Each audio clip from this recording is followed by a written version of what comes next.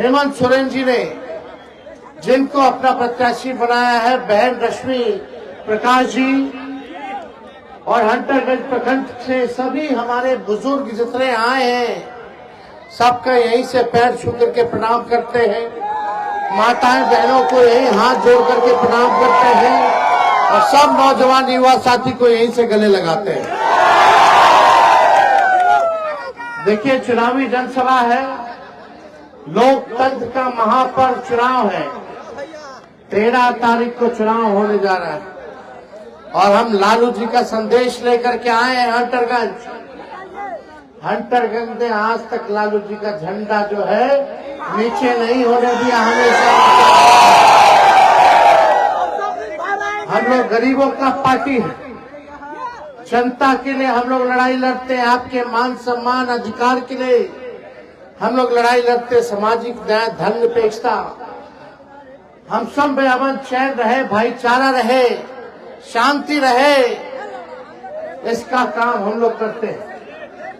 आप सब लोग को से अपील करते हैं कि जो आप लोगों की प्रत्याशी बनाई गई है रश्मि प्रकाश जी, ये पूरे झारखंड में सबसे कम उम्र की प्रत्याशी है। ये बोल ही रही थी उम्र है 26 लेकिन सोच है 56। अब आप लोग सुन भी लिए हैं, इनको देख भी लिए हैं और एक बार तेजस्वी का बात मानिएगा, लालू जी का बात मानिएगा कि नहीं मानिएगा। एक बार अपना विधायक इनको बना करके देखिए, देखिए कैसे चतरा को और हंटरगंज को आगे ले जाने का काम। नई सोच की है, किसी के साथ भेदभाव नहीं करेगी, किसी को नुकसान नहीं पहुंचाएगी, विकास के काम को तेजी में लाएगी। कितना बढ़िया बोलती है, अरे बोलती है कि नहीं बोलती है। तो अब बिहार आपका झारखंड विधानसभा में कोई बोलने वाला चाहिए कि नहीं चाहिए। तो सोचिए, यहाँ इतना जोरदार बोल रही है तो विधानसभा को तो हिलाने वाला चाहिए ना भाई। तो आपके मांगों को, आपके काम को, आपके समस्याओं को, आपकी जरूरतों को ये विधानसभा में मजबूती के साथ उठाने का काम करेगी। पढ़ी लिखी महिला है, कोई दाग नहीं है, लेकिन दूसरे तरफ चले जाइए, वो कहां से आए थे, यही के ना थे भाई। चले गए तो चले गए, अब चले गए तो भुगत रहे। हम लोगों को कोई लेना देना नहीं है। हम सब लोगों का एक ही मकसद है, आप लोगों की तरक्की हो, चतरा आगे बढ़े, झारखंड आगे बढ़े। जब से बिहार और झारखंड बटा, सबसे ज्यादा अगर राज किसी पार्टी ने किया तो आप भाजपा के लोगों ने किया। क्या किया हंटरगंज के लिए? सत्यनारायण भोक्ता जी मंत्री बने तो देखो विकास दिख रहा है, सामने काम दिख रहा है। और इस बार हम आप लोगों से कहना चाहते हैं, अगर कोई कमी बेसी रह गई हो, कोई गलती भी रह गई हो, तो उसके लिए तेजस्वी माफी मांगता है। लेकिन ये जो चुनाव है, ये कोई मामूली चुनाव नहीं है, देश को संदेश देने वाला चुनाव है। ये देश के संविधान को बचाने का चुनाव है, देश के लोकतंत्र को बचाने का चुनाव है।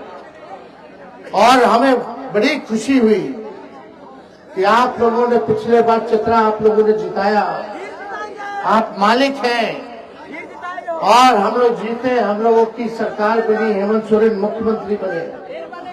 ये भाजपा वाला लोग हारा, लेकिन जिन लोगों का सोच देखो कितना घटिया है। सरकार जब जनता बना दी तो इन लोग काम में लग गया कि सरकारवा को गिराओ। ये लोकतंत्र का हत्या है, जनादेश का अपमान किया उन लोगों ने। सोचा कि जो डरेगा विधायक उसको डरा दो ईडी सीबीआई लगा के, और जो बिकेगा उसको खरीद लो, सरकार गिरा के फिर भाजपा का सरकार बना लो। ऐसा होना चाहिए, ऐसा होना चाहिए। बीजेपी जो है क्या माहौल बनाना चाहती है? वो लोग पूंजीपतियों का दल है, वो लोग गरीब पार्टी थोड़ी है, गरीबों की पार्टी नहीं, वो लोग केवल अमीरों की पार्टी है। वो लोग सब लोग सरकार गिराने में रहे। आपके मुख्यमंत्री हेमंत सोरेन जी को जेल भेजा गया, आदिवासी समाज से आते। लालू जी को जेल भेजा। तेजस्वी का जब मूछ नहीं आया था तो तेजस्वी पे भी मुकदमा किया। दिल्ली हम लोगों को बुलाता है, सम्मान करता है। सोचता था कि लालू जी को जेल भेजेंगे तो लालू जी डरा जाएंगे। अरे लालू जी डरे वाला है। अरे हम लोग को जेल से डराओगे? हम लोग के भगवान श्री कृष्ण का जन्म जेल में हुआ था। ये भाजपा वाला क्या बात करता है? फिर सोचा कि लालू जी जेल हो लिए। ये आरजेडी ऐसा पार्टी है, लालू जी ऐसा नेता है जो आज तक भाजपा के सामने झुके नहीं है। लालू जी के शरीर में जितना खून था, सांप्रदायिक शक्तियों को सत्ता में आने ना आ पाए, बीजेपी को भगाने के लिए उन्होंने अपना पूरा खून जो है त्याग कर दिया।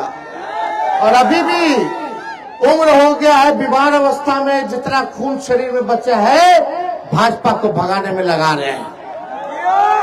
ये लोग सोचा कि लालू जी नहीं हुआ तो तेजस्वी पे मुकदमा कर दो, तेजस्वी के भाई बहनों पर मुकदमा कर दो। जब लालू जी नहीं डरा तो लालू जी का लड़का डरा देगा। हम लोग डरने वाले, हम लोग लड़ेंगे। सांच को आंच किस बात की? अरे जो गलत करेगा वो डरेगा, जो ईमानदार होगा और जनता जिसके साथ खड़ी होगी हमेशा लड़ने का काम करेगा। हम लोग आपके लिए लड़ते हैं और लड़ने की हिम्मत कहां से आता? आप मालिक को देते हैं, आप ताकत देते हो, उसी ताकत के बल पर हम लोग जो है लड़ाई लड़ते हैं। यहाँ तो चलो भाजपा सफल हो गई सरकार गिराने में, लेकिन बिहार में तो हमारे चाचा सीएमए के हाईजैक कर लिए। 24 में हेमंत सोरेन जी को झारखंड का सीएम बनाइए, 25 में हम लोग मिलकर के बिहार में भी सरकार बनाएंगे। सब लोग गोलबंद हो जाइए, इधर उधर नहीं। आज सुबह सुबह देखिए हुआ कि भाई प्रोग्राम है, चलना है, हेलीकॉप्टर से आना था। सुबह पता चला कि हेलीकॉप्टर में खराब हो गया। पता चला काहे रे भाई? तो पता चला वो हंटरगंज जाना है पहले, और हेलीकॉप्टर यहां से लड़ रहा है। लोजपा का चुनाव सीन है ना, हेलीकॉप्टर तो हेलीकॉप्टर को दस्त लग गया हंटरगंज जाने में। तो यह आप लोगों की ताकत है।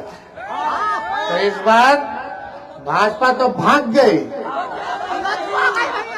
और लोजपा को जो है आगे कर दिया। ये भाजपा का बी टीम है, समझे? ये लोग कैंडिडेट भाई पुरान है, कितना दल हो लिया रे भाई। अरे राजनीति भी कोई सिद्धांत विचारधारा की होनी चाहिए कि नहीं होनी चाहिए? ये लोगों का ना कोई नीति है, ना कोई सिद्धांत है, ना कोई विचारधारा है। तो देखिए हेमंत सरकार ने मैया योजना ला करके बहनों के खाते में ठगाठग 2,500 पेंशन कर दिया 1,000, बिजली का बिल कर दिया माफ। अब बिजली जो है 200 यूनिट फ्री में भी हो गया। अब सुनो, बिहार में हमने 17 महीने में 5 लाख लोगों को सरकारी नौकरी दिया, और इस बार हम लोगों ने ऐलान किया कि झारखंड में भी 10 लाख नौजवान को सरकारी नौकरी। कितना नौजवान सब बेरोजगार है, जरा हाथ उठा करके बताएं। अरे नौकरी चाहिए ना, तो आप अपना अपना फील्ड में तैयारी कर लीजिए, कंपटीशन होगा। और तेजस्वी पर भरोसा है कि नहीं? जब तक 10 लाख लोगों को झारखंड में नौकरी नहीं दिला देते हम लोग चुप बैठने वाले नहीं। देखो बिहार में हमने क्या किया। बिहार में हमारी सरकार बनते बनते इन लोगों ने 2-4 सीट पे बेईमानी कर लिया था। बीच में सरकार नहीं बनी, हमने बिहार में भी वादा किया था 10 लाख लोगों को सरकारी नौकरी देंगे।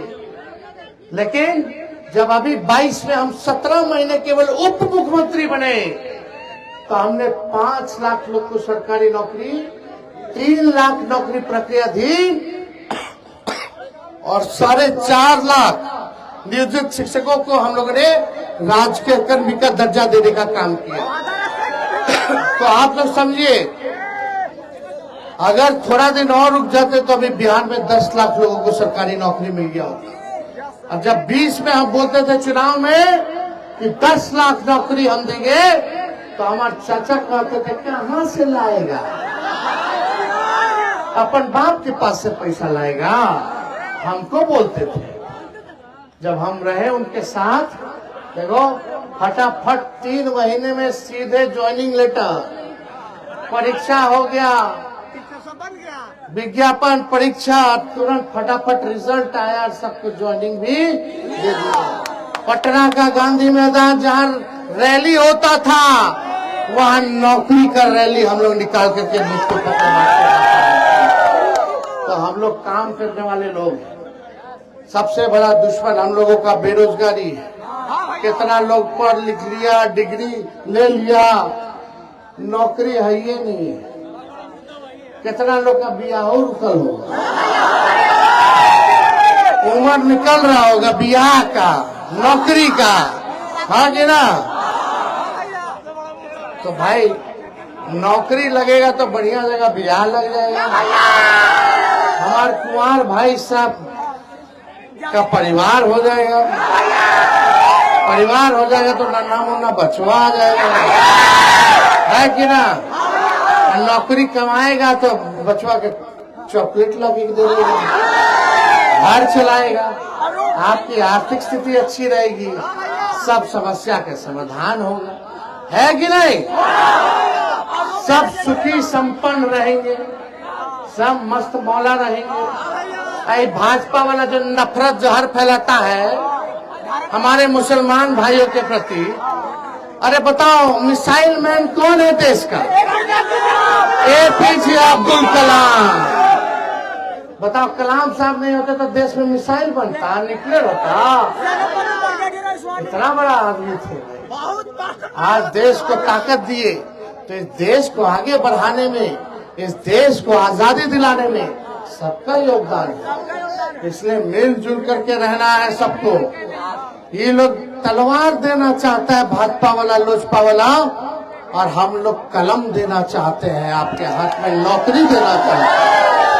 अब तय आप लोग करो कि कलम उठाना चाहते हो कि तलवार उठाना चाहते हो।